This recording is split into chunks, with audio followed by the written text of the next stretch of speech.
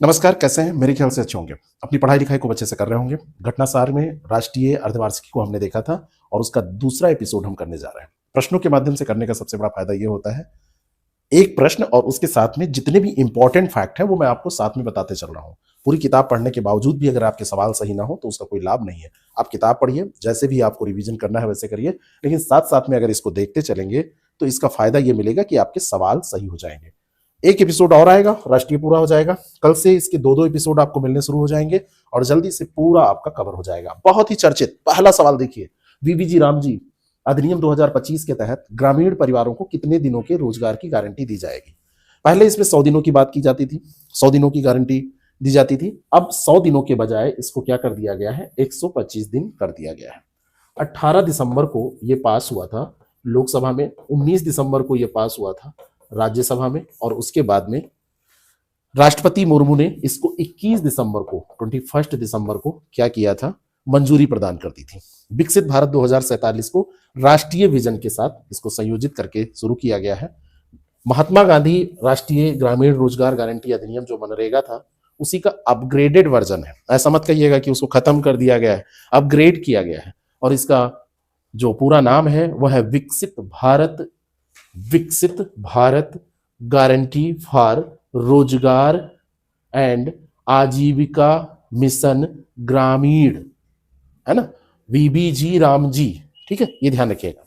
इस अधिनियम में खास बात यह है कि बेरोजगारी भत्ता देने का अनिवार्य प्रावधान किया गया है। इसकी एक धारा है, धारा 5 इसमें किया गया है। और एक बात और है, पहले जो भुगतान किया जाता था वो 15 दिनों पर किया जाता था। अब कहा गया है कि सप्ताह पर भी भुगतान किया जा सकता है, और जो कैपिंग की गई है, कहा गया है कि 15 दिनों के भीतर भुगतान करना अनिवार्य होगा। क्या होगा?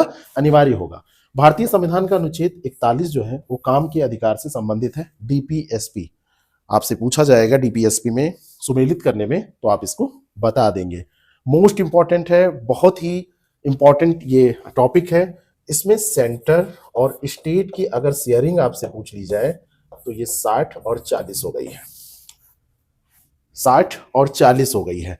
ये बहुत ही ज्यादा इंपॉर्टेंट इसका एक फैक्ट है। वीबीएसए विधेयक 2025 के तहत भारत में उच्च शिक्षा के नियमन के लिए किस सर्वोच्च प्राधिकरण की स्थापना की जाएगी? विकसित भारत शिक्षा अधिष्ठान, राष्ट्रीय उच्च शिक्षा आयोग, शैक्षणिक शासन परिषद और उच्च शिक्षा नियामक निकाय। सबसे पहले आप ये समझिए कि इसका उद्देश्य क्या है। इसका जो उद्देश्य है वो उच्च शिक्षा को बढ़ावा देना, उच्च शिक्षा को बढ़ावा देना। और 15 दिसंबर 2025 को संसद में विकसित भारत शिक्षा अधिष्ठान एक विधेयक प्रस्तुत किया गया। विकसित भारत शिक्षा अधिष्ठान, ए वाला ऑप्शन तो इसका करेक्ट हो जाएगा। कौन कौन सी जानकारी आपको याद रखनी है? ये 12 सदस्यीय शीर्ष आयोग के रूप में कार्य करेगा। यूजीसी, एआईसीटी, एनसीटी जैसी विभिन्न नियामक संस्थाओं के बीच में कोऑर्डिनेशन करने का, समन्वय स्थापित करने का कार्य करेगा। राष्ट्रीय शिक्षा नीति 2020 के नियामक ढांचे पर यह आधारित है। हल्का लेकिन सख्त उसके नियामक ढांचे पर यह आधारित है। और जहां तक यूजीसी की बात है, कई बार आपसे सवाल पूछे जाते हैं कि यूजीसी की स्थापना कब हुई थी, तो यह स्थापना 1953 में हुई थी और 1956 में इसे वैधानिक दर्जा दिया गया था। एक सवाल यहां पर आपके लिए, कमेंट करके फटाफट बताइए अगर आपको याद है, किस समिति की अनुशंसा पर यूजीसी की स्थापना की गई थी? इसी समय आप बताइए। बहुत ही बढ़िया ये प्रश्न है। किस जलाशय को भारत का 95वां और छत्तीसगढ़ का पहला रामसर स्थल घोषित किया गया है? कोपरा ये छत्तीसगढ़ में है, और सिलिशेर जो है ये राजस्थान में है। ये आपका राजस्थान में है, और जो कोपरा है ये आपका छत्तीसगढ़ में है। अब क्रम यहां पर इंपॉर्टेंट है। कोपरा 95वां है, ये 95वां है, ठीक है। और जो सिलिशेर है ये 96वां है। ये क्या है?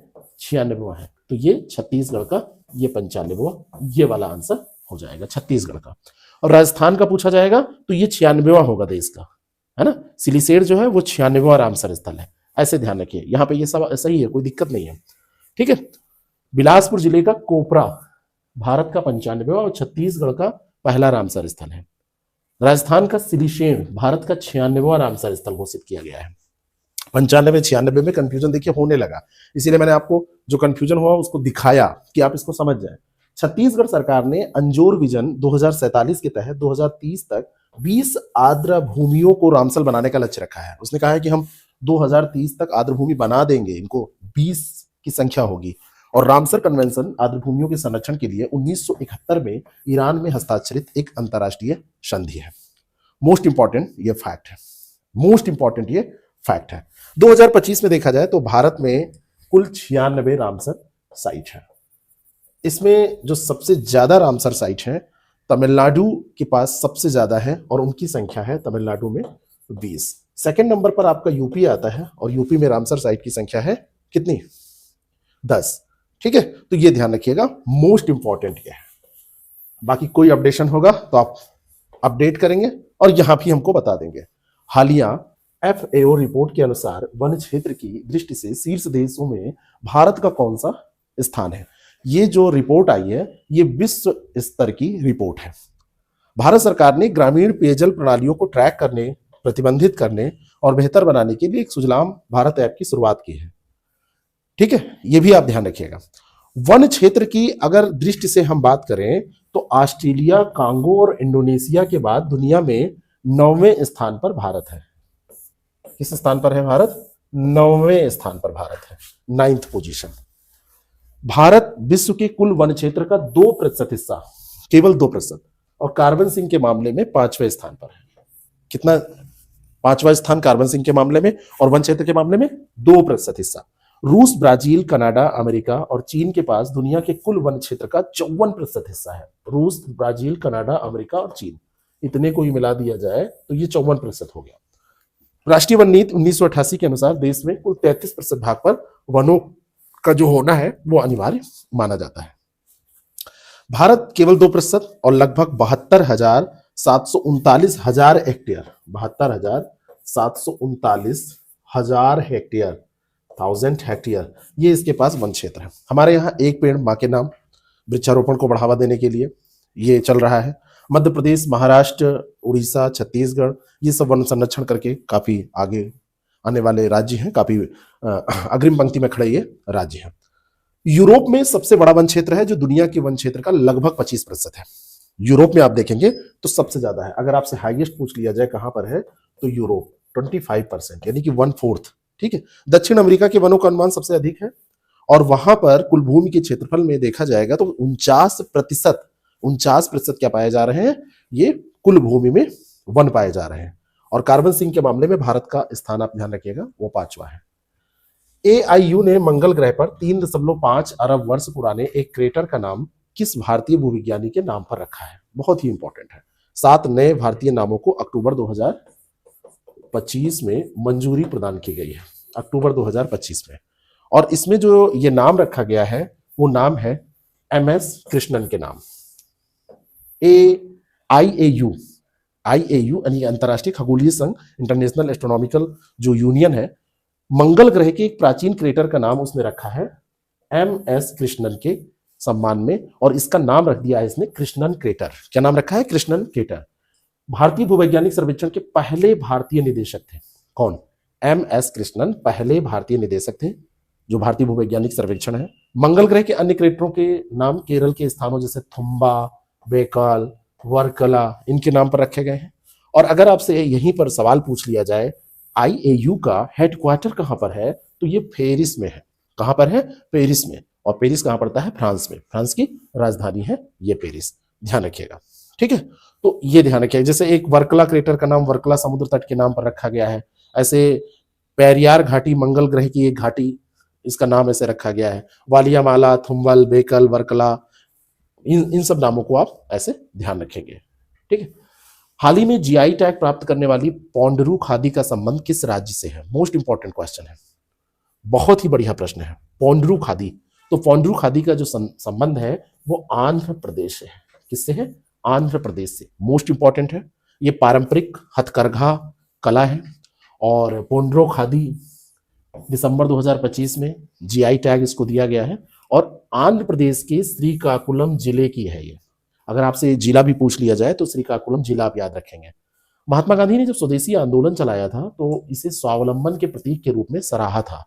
तो इसका हिस्ट्री कनेक्शन भी आपको याद रखना है। इतिहास से क्या कनेक्शन है? भारत का पहला GI टैग दार्जिलिंग चाय को दिया गया था। ये कब दिया गया था? 2004 में। मोस्ट इंपॉर्टेंट है, दार्जिलिंग चाय को दिया गया था। और जो पौंड्रू खादी है, अब इसकी अलग पहचान होगी, एक इसका वैलिडेशन हो जाएगा, इसको पहचान मिलेगी, संरक्षण मिलेगा, है ना, इसके दुरुपयोग पर रोक लगेगी, एक अधिकृत उत्पाद ये बन जाएगा। भौगोलिक संकेतक पंजीकरण और संरक्षण अधिनियम 1999 के तहत प्रदान किया जाता है। जैसे बनारस की साड़ी है, कांचीपुरम का रेशम है ना, जो बनारसी साड़ी, कांचीपुरम का रेशम, पोचमपल्ली और चंदेरी के जैसे कपड़े हैं, ठीक है। तो ऐसे पौंड्रो खादी भी अब हो जाएगा, दे देंगे। WHO वैश्विक क्षय रोग रिपोर्ट 2025 के अनुसार दुनिया के कुल टीबी मामलों का कितना प्रतिशत भारत में पाया जाता है? बहुत ही ये गंभीर मुद्दा है। विश्व स्वास्थ्य संगठन द्वारा अभी एक वैश्विक क्षय रिपोर्ट 2025 जारी की गई है। दुनिया में सबसे अधिक टीबी मामलों वाला देश भारत है। पूरे विश्व में 1/4 केस, 1/4 ऑफ वर्ल्ड, ये कहां पाया जाता है? 25% कहां पाया जाता है? इंडिया में। 25% मामले जो है वो भारत में पाए जाते हैं। भारत में टीबी की जो दर है 2015 में 237 प्रति लाख थी, लेकिन 2024 में 187 प्रति लाख हो गई है। यानी कि लगभग 10 सालों में हम जो घटे हैं वह 50 हमने संख्या घटाई है। भारत सरकार ने 2025 तक देश को टीबी मुक्त बनने का लक्ष्य रखा, लेकिन वैश्विक लक्ष्य 2030 का, अभी ये पूरा नहीं हो पाया। टीबी माइक्रोबैक्टीरिया ट्यूबरकुलोसिस नामक जीवाणु, ये बैक्टीरिया है, उससे ये होता है, ये आपको ध्यान रखना है। नवंबर 2025 तक भारत के कितने प्रतिशत गांवों को ODF प्लस घोषित किया गया है? ODF प्लस घोषित किया गया है। अच्छा, एक चीज और यहां पर मैं जोड़ना चाहता हूं, टीबी की बात जो यहां पर हो रही है, भारत की जो टीबी मृत्यु दर है 2015 में 28 प्रति लाख से घटकर अभी 2024 में 21 प्रति लाख हो गई है। 2024 में 21 पर लाख ये हो गई है, प्रति लाख हो गई है, ठीक है, ये ध्यान रखिएगा। मौतें हमारे यहाँ बहुत ज्यादा होती हैं, पूरे विश्व की 28% मौतें, ठीक है। और हमारे यहाँ उपचार की दर भी काफी ठीक है, 90% उपचार की सफलता दर है, 90% रही है 2024 में, जबकि विश्व स्तर की 88% ही है। तो वो सारी चीजें ध्यान रखिएगा, सकारात्मक है काफी। ODF प्लस की अगर बात की जाए, कितना घोषित किया जा चुका है, तो अभी ये 95% है हमारे यहाँ। कितने? ये 95% है जो ODF प्लस का दर्जा प्राप्त कर चुके हैं। जल शक्ति मंत्रालय ने अभी ये घोषणा की है, 19 नवंबर की बात है। ODF प्लस गांव ऐसा गांव होता है जिसने खुले में शौच की अगर बात की जाए तो बिल्कुल मुक्त स्थिति है ना। कचरा प्रबंधन भी वहां पर ठीक ठाक है, और खुले में शौच तो वहां पर कोई करता ही नहीं है, सारे लोग शौचालय का इस्तेमाल करते हैं। स्वच्छ भारत मिशन ग्रामीण का दूसरा चरण 2021 से 2024-25 तक ये कार्यान्वित किया गया है, और स्वच्छ भारत मिशन की शुरुआत 2 अक्टूबर 2014 को की गई थी।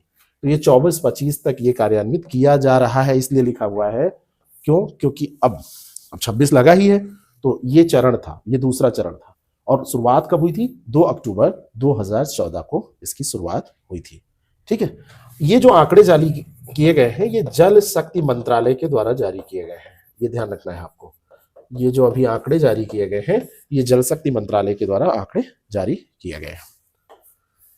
दिसंबर 2025 में 5 नए उत्पादों से जुड़ने के साथ तमिलनाडु में GI टैग वाले उत्पादों की संख्या कितनी हो गई? ये सवाल यहाँ पर पूछा जा रहा है। देखिए, और बढ़ गई है GI टैग वाले उत्पादों की संख्या, और ये संख्या तमिलनाडु में कितनी हो गई है? 74। और अभी मैंने आपको क्या बताया है कि तमिलनाडु में 58 थे, ठीक है। ये सवाल अब याद रखिएगा, यहां पर और बढ़कर ये 5 नए उत्पाद जब मिले तो उत्पादों की संख्या ये 74 हो गई। अब हाईएस्ट कहां पर है? यूपी में 75 है ना, यूपी में 75। एक बार इसको आप चेक भी कर सकते हैं, देख लीजिएगा अवरोही क्रम बनाने में। और यहाँ पर तमिलनाडु में देखिए, जस्ट आगे ही क्वेश्चन है, और यहाँ पर कितनी हो गई? ये 74 हो गई, ठीक है। और अब देखिए यहाँ पर ये 77, कई साइट्स में अलग अलग। अगर आपसे ये कहा जाए कि सबसे ज्यादा है तो ये गलत हो जाएगा, सबसे ज्यादा यहाँ पर नहीं होगा, बस ये ध्यान रखना है। इन सब चीजों को थोड़ा सा अपडेट। सवाल है, भारत ने किस रिज में पॉलीमेटेलिक सल्फाइड के अन्वेषण के लिए अंतर्राष्ट्रीय समुद्र तल प्राधिकरण के साथ अनुबंध किया है? किस रिज में पॉलीमेटेलिक सल्फाइड के अन्वेषण के लिए अंतर्राष्ट्रीय समुद्र तल प्राधिकरण के साथ अन्वेषण के लिए अनुबंध किया है? तो ये आपको बताना है, और ये है आपकी कार्लसवर्ग रिज। कौन से है? कार्लसवर्ग रिज, ध्यान रखिएगा। अच्छा, इसको टिक कर दे, कार्लसवर्ग रिज। अब थोड़ी सी जानकारी इसके बारे में लेते हैं। हिंद महासागर में है ये। 10,000 वर्ग किलोमीटर क्षेत्र में यहां पर अन्वेषण के लिए आईएसए से अनुबंध पर हस्ताक्षर हुआ है। आईएसए, अगर आपसे पूछ लिया जाए कि आईएसए आखिर क्या है, भारत और आईएसए के बीच में ये हुआ है अंतर्राष्ट्रीय सीवेड अथॉरिटी है। अंतर्राष्ट्रीय सीवेड अथॉरिटी है, इंटरनेशनल सीवेड अथॉरिटी, अंतर्राष्ट्रीय सीवेज अथॉरिटी है। भारत आईएसए के साथ 2 गहरे समुद्री अन्वेषण अनुबंध करने वाला दुनिया का पहला देश बन गया है। 15 वर्षीय यह अनुबंध हस्ताक्षरित हुआ है। पॉलीमेटेलिक सल्फाइड में तांबा, जस्ता, सीसा, सोना और चांदी जैसी महत्वपूर्ण धातुएं पाई जाती हैं, ये वहां पर खोजी जाएंगी। गोवा स्थित राष्ट्रीय ध्रुवीय एवं महासागर अनुसंधान केंद्र, ये कहां पर स्थित है? गोवा। तो 2026 में अन्वेषण कार्य यहां पर शुरू करेगा गोवा, ये आपसे पूछा जाता है। और समुद्र यान मिशन के तहत विकसित मत्स्य 6000 वाहन गहरे समुद्र में अन्वेषण में मदद करेगा, ये भी आप ध्यान रखिएगा। कौन सा ये? मत्स्य 6000। कौन मदद करेगा? मत्स्य 6000। ये समुद्रयान मिशन के तहत विकसित किया गया है और ये मदद करेगा। मुख्यमंत्री पिनराई विजयन द्वारा 1 नवंबर 2025 को किस राज्य को औपचारिक रूप से चरम गरीबी से मुक्त घोषित किया गया? तो ये अगर आप इतना ही जानते हैं कि ये कहाँ के मुख्यमंत्री हैं तो आप जान जाएंगे। अच्छा, एक सवाल यहां पर अगर आपसे मैं पूछूं कि कार्लसवर्थ जो रिज है, कार्लसवर्थ रिज, ये हिंद महासागर में कहां पर? तो मध्य महासागरीय रिज प्रणाली का एक खंड ये माना जाता है, भारतीय प्लेट और सोमाली प्लेट के बीच में।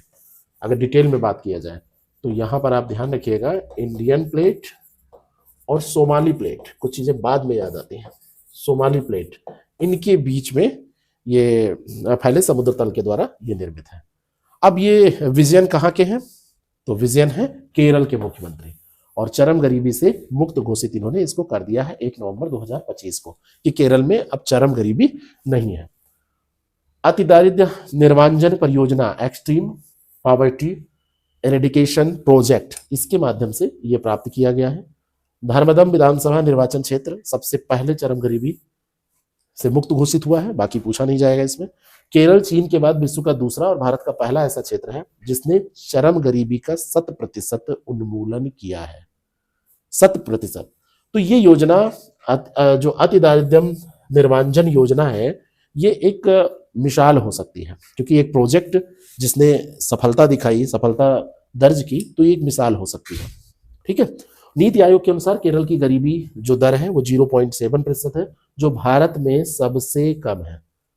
64,006 परिवारों को अत्यंत गरीब के रूप में वहां पे पहचाना गया। उनको फिर खाद्य, स्वास्थ्य, शिक्षा, आजीविका, आवास ऐसी सुविधाएं प्रदान की गई और मूलभूत सुविधाएं देके उनको गरीबी उनकी समाप्त कर दी गई, ये ध्यान रखिएगा। हाल ही में चूना पत्थर खनन खतरों के कारण चर्चा में रहा नरपूह वन्यजीव अभयारण्य किस राज्य में स्थित है? बहुत ही बढ़िया प्रश्न है। नरपूह कहां पर? चूना पत्थर खनन के लिए ये रहा है चर्चा में, तो ये कहां पर स्थित है? बहुत ही बढ़िया प्रश्न है, आप बताइए। तो ये आपका आंसर क्या हो जाएगा इसका? मेघालय। इसका आंसर क्या हो जाएगा? मेघालय। कहां पर स्थित है? मेघालय में। याद रखिएगा, नरपूह वन्यजीव अभयारण्य जो है वो कहां पर स्थित है? मेघालय। तो नरपूह वन्यजीव अभयारण्य मेघालय के पूर्व जयंतिया हिल्स जिले में जोवाई के निकट स्थित है।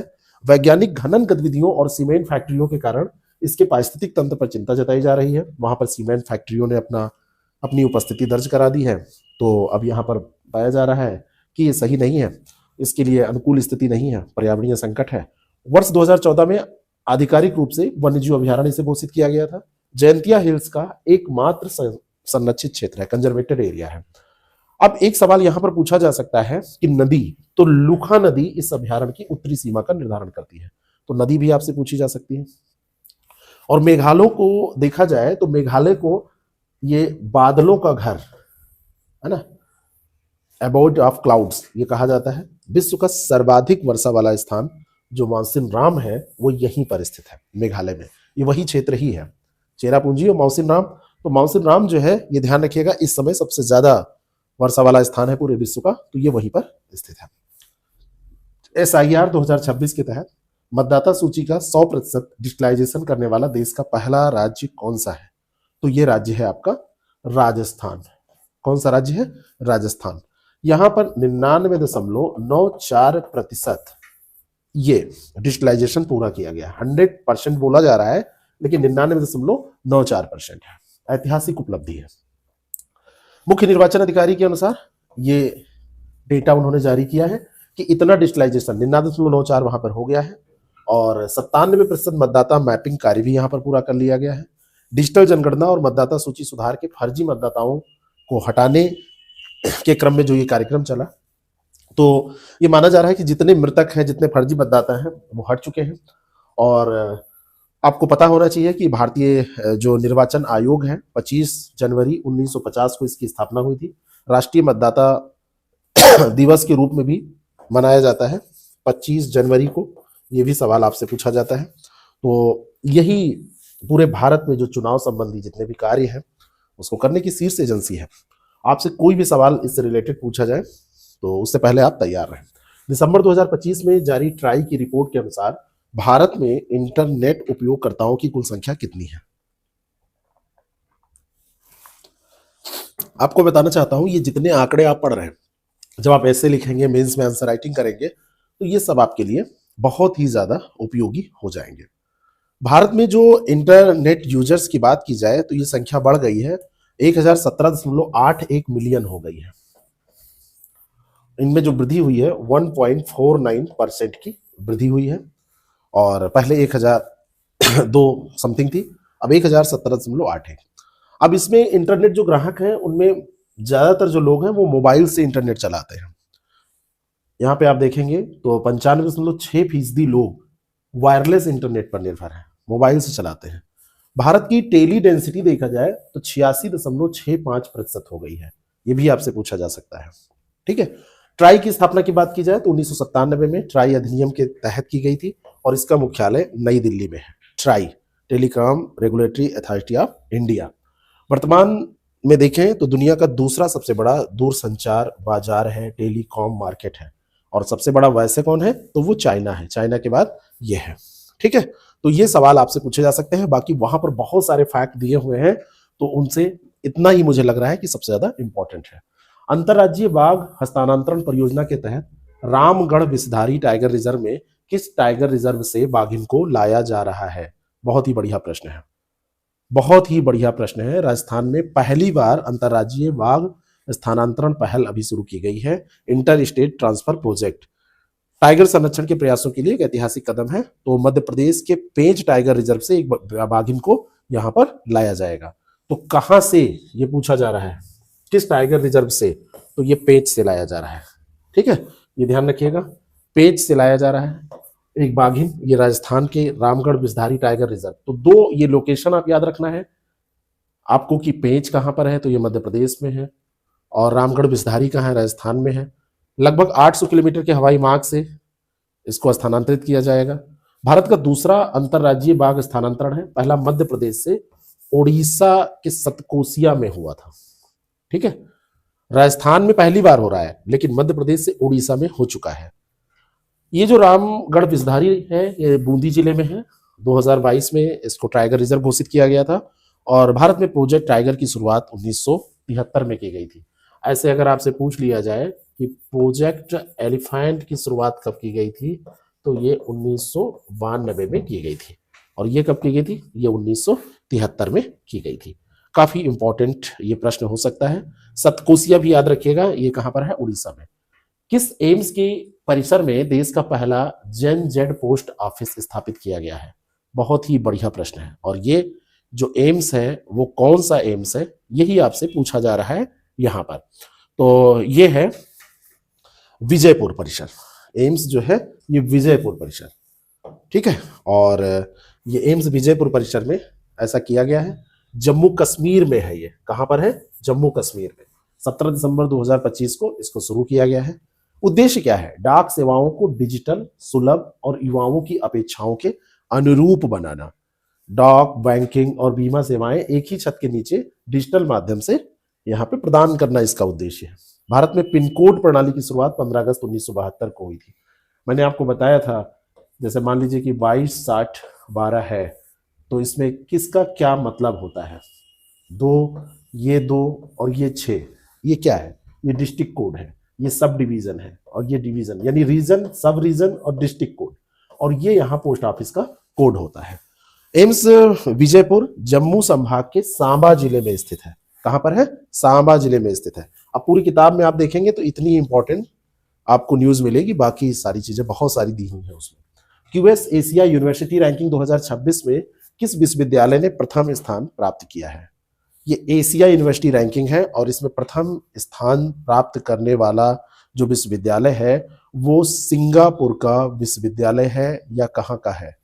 या हांगकांग का है। देखिए यहाँ पेकिंग यूनिवर्सिटी सिंगापुर का भी विद्यालय दिया है, विश्वविद्यालय, और ये हांगकांग। तो यहाँ पर ध्यान रखिएगा, ये यूनिवर्सिटी ऑफ हांगकांग है, ये प्रथम स्थान इसको मिला है। 4 नवंबर 2025 को इसको जारी किया गया है। भारत की ओर से शीर्ष स्थान आईआईटी दिल्ली, ये कितना स्थान है इसका?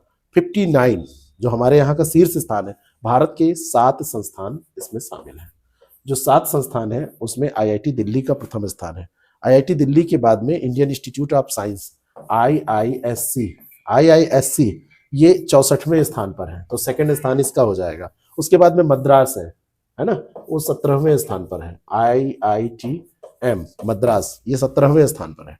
रैंकिंग में 1526 विश्वविद्यालयों में सर्वाधिक 394 चीन के और फिर 294 भारत के संस्थान हैं, ये ध्यान रखना है। क्यूएस रैंकिंग में शैक्षणिक प्रतिष्ठा, नियोक्ता प्रतिष्ठा और फैकल्टी छात्र रेशियो जो है, ऐसे 11 मानक हैं जिनको देखकर, जिनको जांच कर इसको जारी किया जाता है। भारतीय विज्ञान संस्थान बेंगलुरु को इस रैंकिंग में 64वां स्थान मिला है। ये काफी इंपॉर्टेंट फैक्ट है कि प्रथम स्थान पर आईआईटी दिल्ली इस बार आ गया है, भारत में सेकंड पर यह है। वैसे टोटल जो कितने हैं? 7 हैं, ये ध्यान रखना है। भारत के 56वें अंतर्राष्ट्रीय फिल्म महोत्सव में किस फिल्म ने सर्वश्रेष्ठ फिल्म का स्वर्ण मयूर गोल्डन पिकॉक पुरस्कार प्राप्त किया? किसने जीता है? ठीक है। अच्छा, यहां पर एक चीज और मैं अपडेट करूं आपको। प्रथम स्थान तो यूनिवर्सिटी ऑफ हांगकांग है, फिर थर्ड पे पेकिंग यूनिवर्सिटी है। पहली यूनिवर्सिटी ऑफ हांगकांग, फिर पेकिंग, और पेकिंग के बाद भी नॉनयांग टेक्निकल यूनिवर्सिटी सिंगापुर है ना, नॉनयांग। तो ये चाइना हांगकांग की है, और उसके बाद में ये चाइना की है, और फिर ये सिंगापुर की है, ये ध्यान रखना है। पेकिंग चाइना की है और सिंगापुर की है। अब ये जो है कौन सी फिल्म है जिसको स्वर्ण मयूर गोल्डन पिकॉक मिला है? तो 56वां अंतर्राष्ट्रीय फिल्म ये था, और ये उद्घाटन फिल्म थी ये। और जो पुरस्कार मिला है वो स्किन ऑफ यूथ को मिला है। किसको मिला है? Skin of youth. कहां पर आयोजन हुआ? पणजी कहां पड़ता है? गोवा में। तो स्वर्ण मयूर अगर आपसे पूछा जाएगा तो स्वर्ण मयूर ये आपको स्किन ऑफ यूथ याद रखना है। और कहां की फिल्म है? वियतनाम की। और ये वाली जो फिल्म है आपकी, ये ब्राजील की है। ये कहां की है? ये आपकी ब्राजील की है, याद रखना है। अब ये कभी भूलेगा नहीं आपको, ठीक है। अच्छा, 2 चीजें और आपसे पूछी जा सकती हैं। जो समापन फिल्म थी वो कौन सी थी? ये भी आपको याद रखना है। तो ए यूजफुल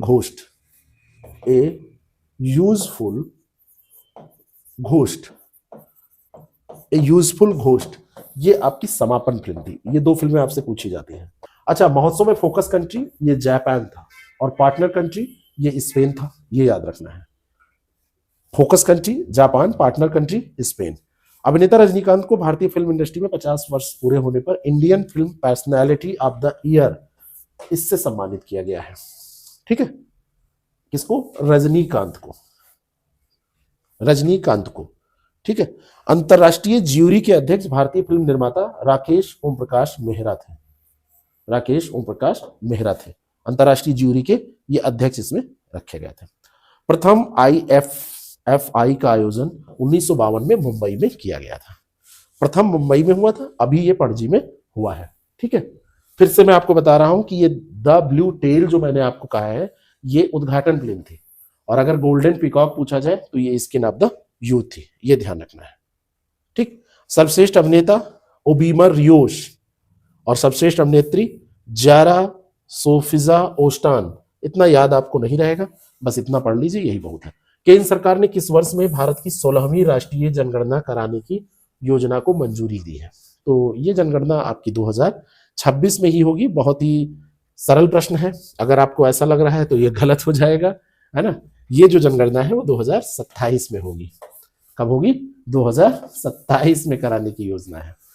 देखिए अब ऐसे सवाल क्या होते हैं, आपको लगेगा कि अरे 25 के आसपास घोषणा हो गई है तो 25 में हुई है तो 26 में हो जाएगा, ऐसे सोच के आप, अब यहाँ पे दो ऑप्शन देखिए 25 26 27 फिर 28 29, तो इनमें दोनों में ही कंफ्यूजन होगा, तो ये 27 में।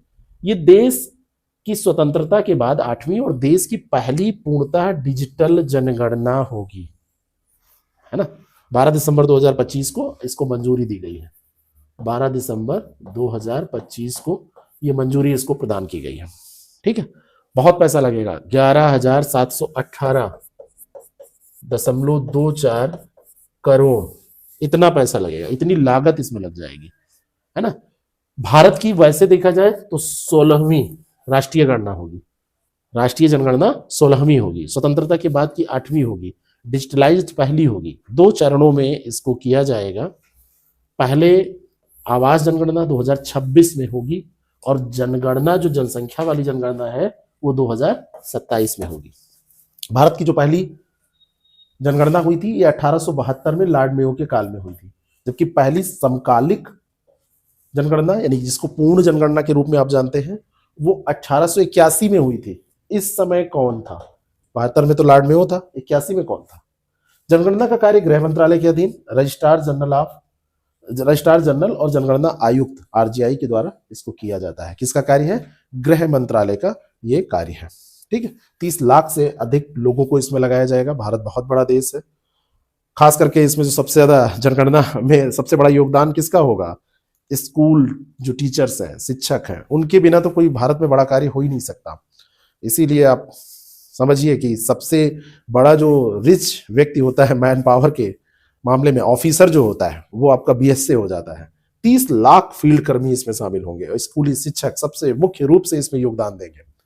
नवंबर 2025 में नीतीश कुमार ने रिकॉर्ड कितनी बार बिहार के मुख्यमंत्री के रूप में शपथ ली? अभी जो शपथ ली है ये इनका 10वां था, 10वीं बार थी, ठीक है।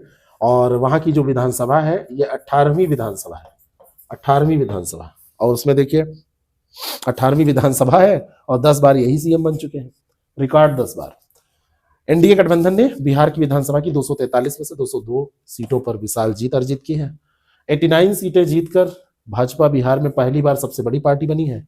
पिछली बार से इनकी सीटें बढ़ गई हैं और 2020 के चुनाव से 15+15 इसमें इन्होंने अर्जित किया है। चुनाव में जो मतदान का प्रतिशत था 67.13 रहा और 1951 के बाद अब तक का सर्वाधिक ये रहा है। राज्यपाल मोहम्मद आरिफ खान है, उन्होंने नीतीश कुमार को पद और गोपनीयता की शपथ दिलाई है, ठीक है। यही सवाल यहां पर पूछा जा सकता है, बाकी ऐसे डेटाज तो बहुत सारे हैं। लोक जनशक्ति पार्टी उसने कितनी सीटें? तो 19 सीटें हैं, है ना। चिराग पासवान की जो पार्टी है, ऑल इंडिया मजलिस इत्तेहादुल मुस्लिमीन जो AIM ये किसकी पार्टी है? असदुद्दीन ओवैसी, इसने 5 सीटों पर। बीएसपी 192 सीटों पर उम्मीदवार खड़ी की थी और केवल बीएसपी 1 सीटों पर जीती है, इसने 5 सीटों पर जीत दर्ज की है। तो ये सब इतना डिटेल में आपसे पूछा नहीं जाएगा, ठीक है। जनसुराज एक भी सीट नहीं प्राप्त कर पाई है, सब पूरा 238 उम्मीदवार इसने खड़े किए थे, 243 में से एक भी नहीं। आप भी नहीं इसमें जीत पाई है, तो ये ध्यान रखिएगा। आपसे इससे ज्यादा और कुछ पूछा नहीं जाएगा। 2 वहां पे सीएम बने हैं और 27 मंत्री, 29 मंत्री, अब ये सब आपसे पूछा नहीं जाएगा, ये सब पढ़ने की कोई जरूरत नहीं है। तो आगे का हम नेक्स्ट एपिसोड में करेंगे, आप इसको तैयार कीजिए और फिर हम मिलते हैं। और नेशनल पूरा होने से पहले ही इंटरनेशनल आपका स्टार्ट हो जाएगा, बिल्कुल परेशान मत होइएगा। कल से आपको 2 एपिसोड मिलेंगे, एक ये रात में आपको मिलता है और एक सुबह आपको दे दिया जाएगा। कल से ये स्टार्ट हो जाएगा, तो आपका जल्दी से ये कवर हो जाएगा, जिससे कि जो भी एग्जाम हो आप जल्दी से इसको तैयार करके दें। Thank you so much.